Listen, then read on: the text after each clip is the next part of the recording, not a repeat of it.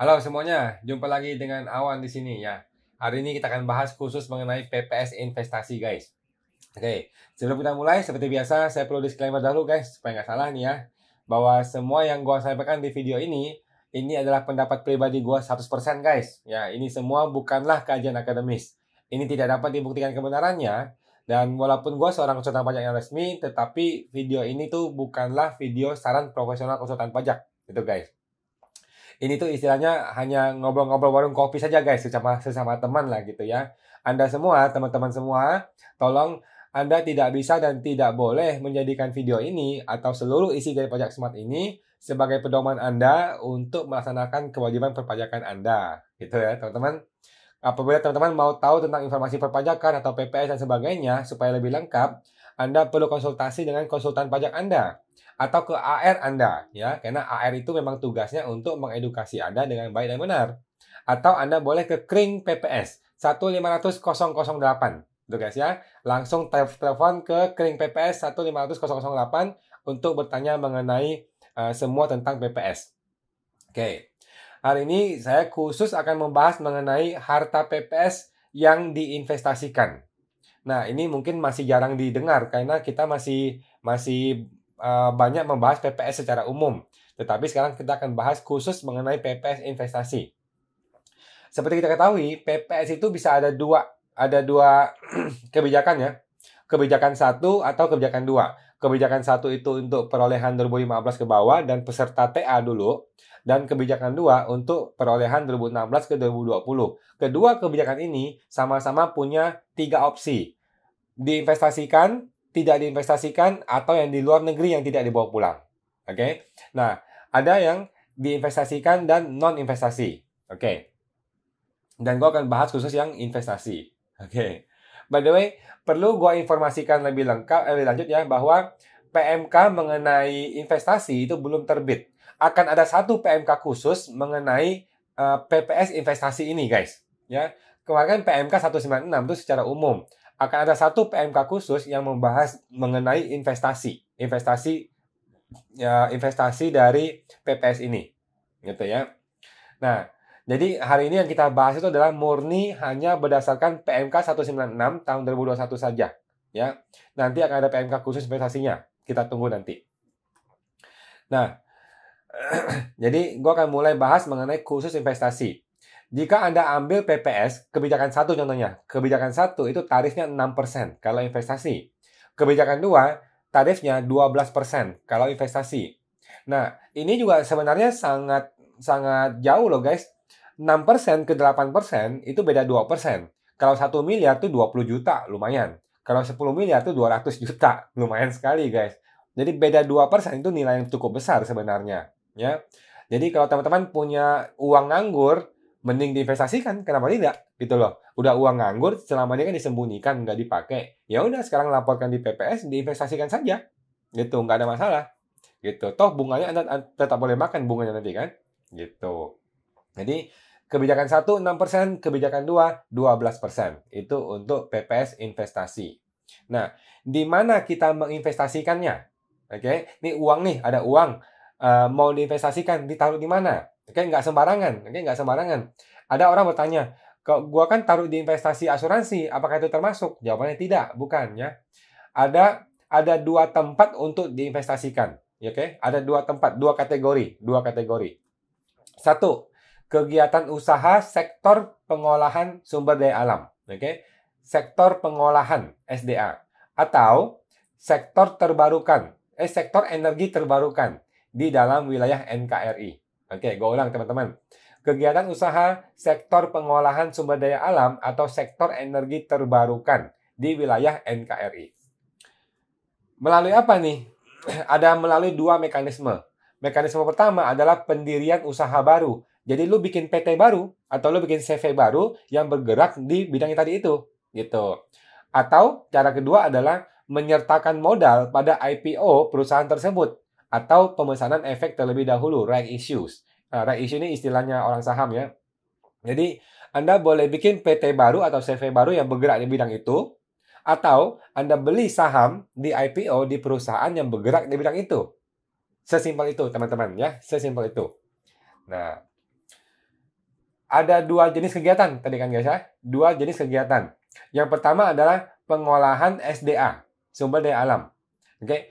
Kegiatannya apa? Kegiatannya adalah kegiatan pengolahan bahan baku SDA menjadi barang setengah jadi atau barang jadi yang menambah nilai bahan baku sumber daya alam tersebut.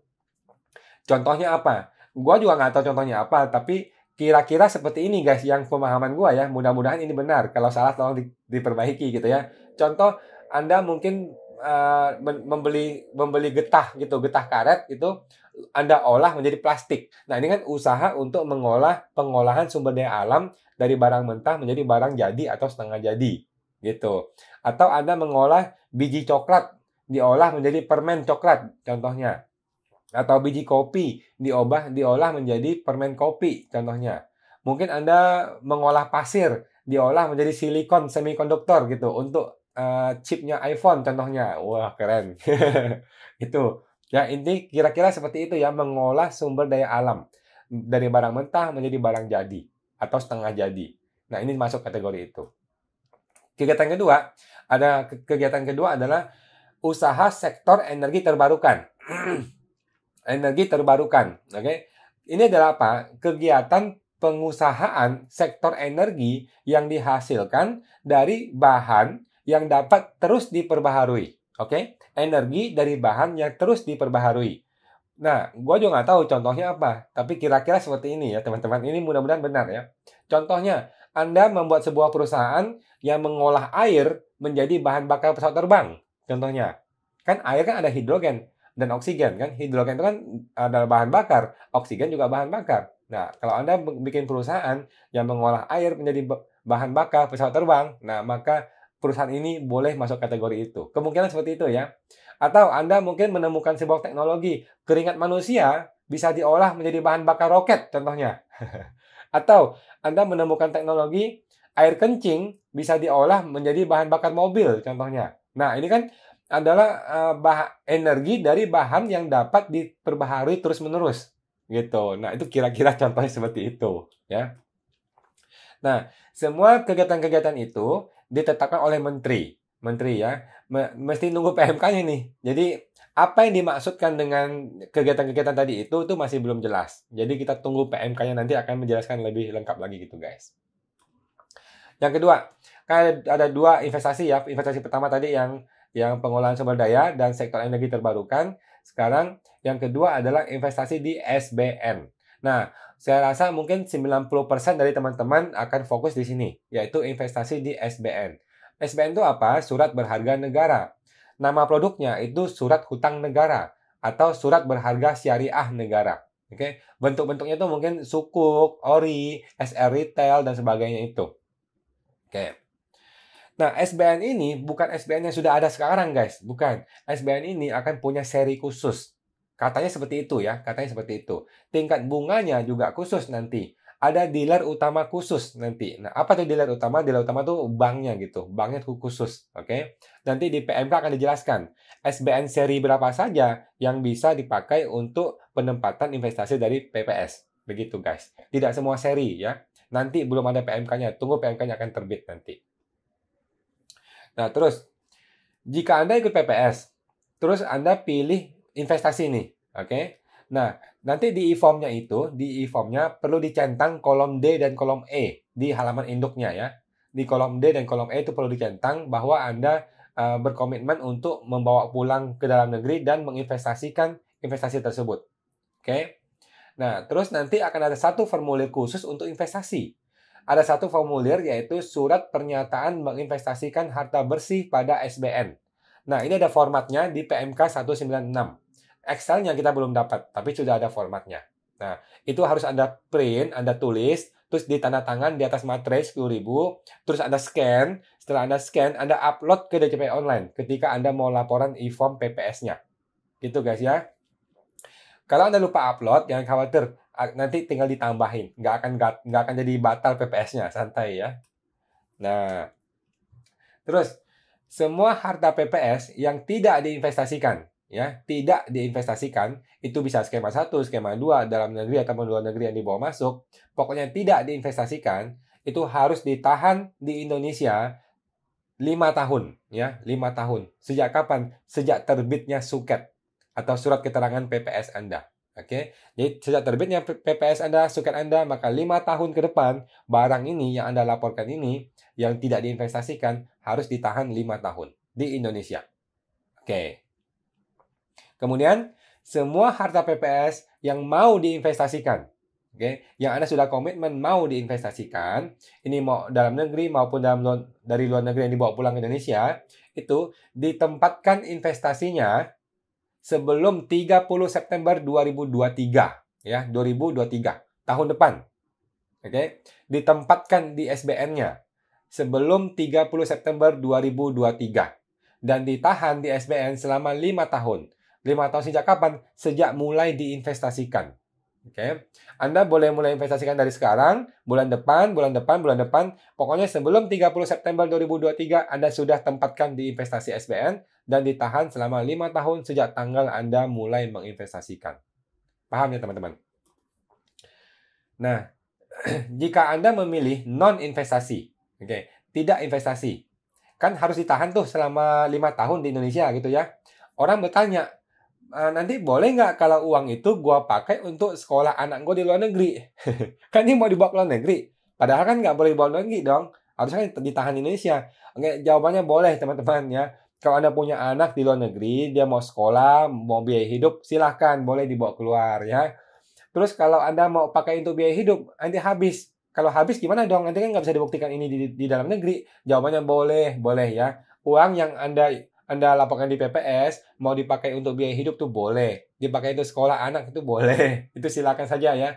Yang tidak boleh adalah Anda bawa ke luar negeri, lu investasikan di luar negeri, itu tidak boleh. Ya. Lu beliin saham di luar negeri itu nggak boleh. Anda buka perusahaan di luar negeri pakai uang ini, tidak boleh. Gitu, selama 5 tahun. Gitu guys. By the way, Anda boleh memilih investasi sebagian. Gitu guys ya, silakan saja. Contoh, Anda bikin PPS itu tabungan senilai 1 miliar, contohnya. Anda boleh memecah ini menjadi 700 jutanya diinvestasikan, 300 jutanya non-investasi. Boleh.